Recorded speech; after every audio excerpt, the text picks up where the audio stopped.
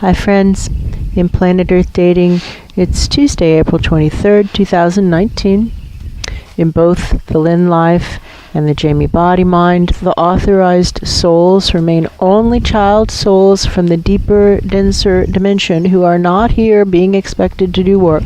They're here if they wish to, so that they can have safe passage through the clouds of the dead to get to God. That's true.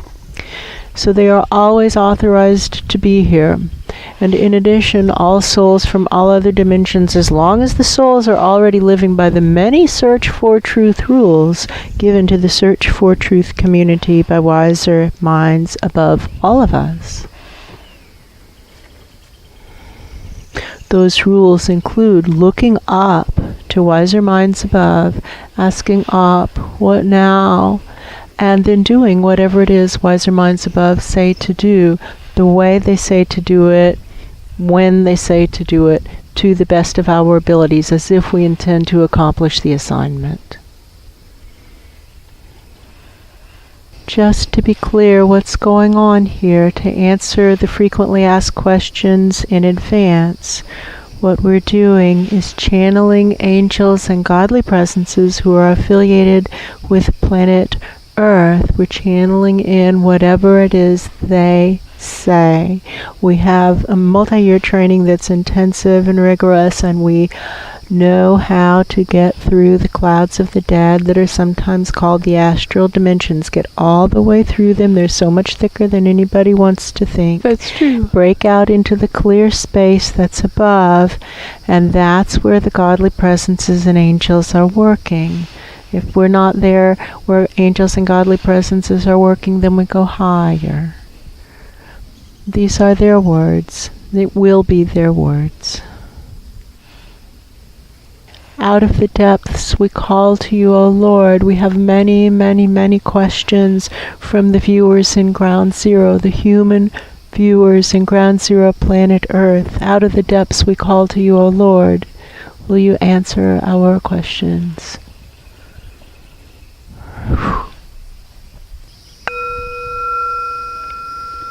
The next question comes from an anonymous viewer who says, "Thank you for answering questions. Do heavenly beings believe in abortion if they don't think babies should be brought into the world?" Who's going to answer this? Who's going to answer it, friends? Reach higher, reach higher, reach higher. All right, some higher presence is stepping up to the microphone way up high, several rungs or several dimensions above where the last answer came from. That's true. And this presence is saying it's impossible to take this question out of its contextual framework and answer it properly. I hear that presence. And the presence is talking about children. They're saying this is actually a question about children. So we need to really talk about what's happening with children. And since the abortion debate is raging in the United States of America, we could begin there. We could just begin the conversation about children in the United States of America. That's true. And they're talking about children in poverty. 1 in 5 children in the United States is living in poverty. Children living in poverty do not have an easy go of it. That's true. And often their family units are extremely stressed and fractured, and the child even is abused. That's true. Not only mentally and emotionally, but even physically. That's true. And what a horror that is, and what a revulsion it is to consider ourselves civilized when we allow this to happen amongst us. And when one sees a child being treated in a questionable manner in a store, the societal expectation is that we are to look the other way. That's and true. not interfere. And that's wrong. And that when we begin to treat our children as precious beings, then would be an appropriate time to have a conversation about abortion. That's true. However, they're also talking about poverty. They're saying pick this apart. Yeah. And they're talking about how so many women who live in poverty have no access to effective birth control because refer to living in poverty. That's true. And our country being the embarrassment of the industrialized world, the only major country without universal health care. That's true. And so these poor women have no stop to prevent pregnancy. That's true. That is actually effective. And so when a need for an abortion arises, to let them have it. Let them have it. Or you're getting ready to have yet another child born into a situation in which they're likely to be abused. That's true. And sometimes they're pointing to this little boy who That's who they're was talking in your healing about. practice. Yes. And he was 7 years old, but Yes. looked like he was 5 years old, and he was still in kindergarten. That's right. Because he had been pulled out of so many different classes, just bounced around from grandmother to the Father mom to the mother. father, when they're in and out of rehab. That's and right. this poor child, he wouldn't even make eye contact with anybody. That's he true. was having problems, had been disciplined or maybe suspended from school and That's right. kindergarten for lots of things that Lots we're of not going to things. go into. That's true. But the point is, an abortion would not have been an unkindness to that fetus. This That's is true. far less kind. This is a horrific experience that little boy is happening. That's true. And when our culture begins to actually stand up for children, that would be the time to begin a debate on abortion. That's true. And now this person's now really on a roll, and they're Oh, yeah. talking about what happens to those children who are bounced around. Oh, And after a while they become unmanageable, and everybody's afraid of them, and they back off, and now the child lands into foster care. That's true. 80% of the children who are sold into sex slavery in the United States of America come out of the foster care system. That's true. And don't pretend that this isn't happening in our own country. 300,000 children a year are sold into sex slavery in our country. This is That's true. so wrong. That I might have some stats confused, but lots of children come out of the foster care system and are sold into sex slavery That's in true. our own country. And so these people who are arguing against abortion, one might wonder, are they trying to keep the supply of sex slaves high? Because the unwanted baby leads directly to a child in foster care. That's true. 80% of the children sold into sex slavery come out of the foster care system. That's true. Let's actually start to examine intentions.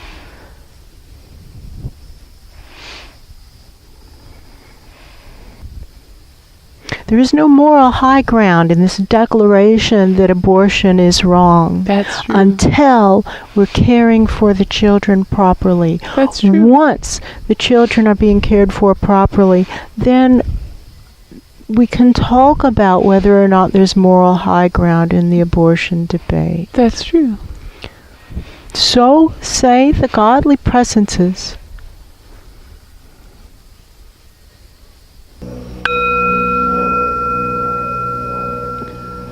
Our next question comes from 2 anonymous viewers, and they both ask, what would the angels recommend as the best way to communicate with your soul?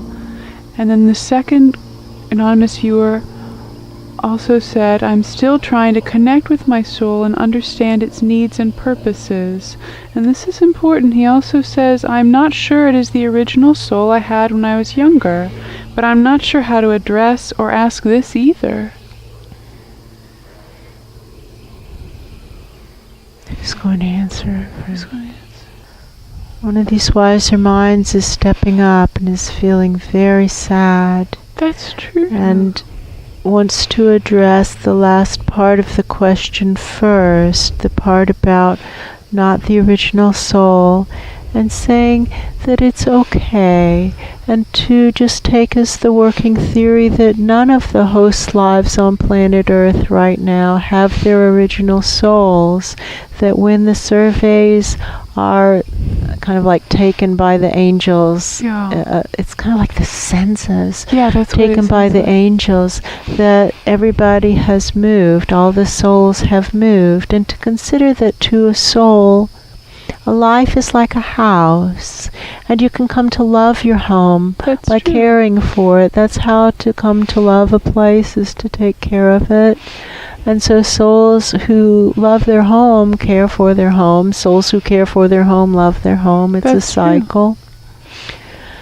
And when the souls change, from the perspective of the life, it's really important to assume that there was something we must have done that made it hard for a good quality soul to survive, and to consider that the relationship with one's own soul is really important, and possibly the most important relationship that that person will ever have. That's because true.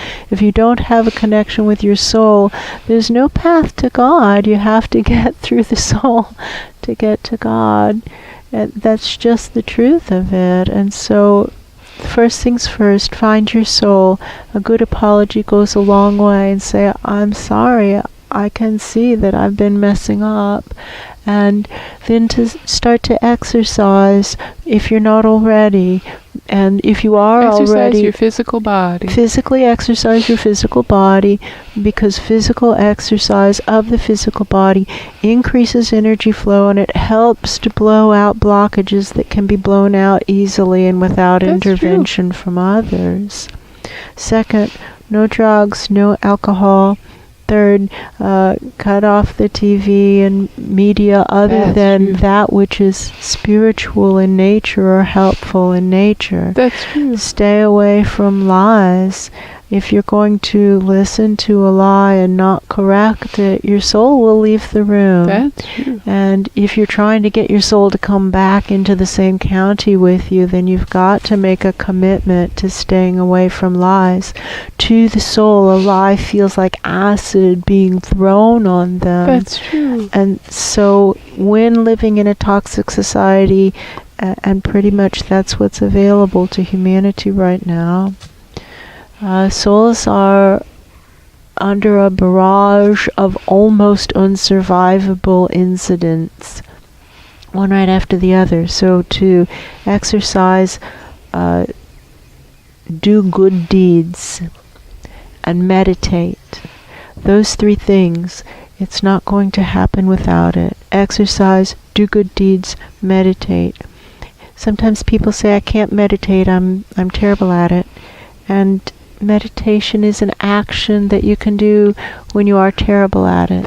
We're all terrible at it. That's the big secret, is all meditators stink at meditation. That's so true. To some degree or another, and that's okay, and tend to do better next time. Exercise and meditation are very similar in that they both start out poorly, and gradually we can get better. So exercise, starting wherever you are, intending to get better, exercising your physical body. Meditate, which is like mental exercise. That's true. Starting wherever you are and intending to get better. Live clean. Stay away from lies, which means you're probably going to have to cut your media. That's true. I'm sorry. And then apologize. Say, I am so sorry, to your soul. Point focused upward. I am so sorry. Will you give me another chance? Sometimes they say your soul has even lost you entirely, in which case what's appropriate is a prayer flare, to send up an SOS of a prayer and say your name. I'm here. I'm here. I think my soul has lost me. Who up there is supposed to be working with? And then give your name. And it can help to say where you live, because sometimes they think you're supposed to be in one state and you're in an entirely other state or another continent, and so they don't know where to find you. But to take responsibility for bridging the interdimensional gap, we've got to. There's no other way. because there are things that souls cannot survive, and to expect them to survive that which is not survivable doesn't even make sense. Can you go down to the bottom of the ocean to meet your body? No, I need my air. I can't survive on the bottom of the ocean. That's a reasonable metaphor. So says this higher presence. Does this answer the question? And again, this is another one of those questions that we could talk for 20 hours and not be done with this question. That's true. It touches on it. It gives you a starting point. Does this help?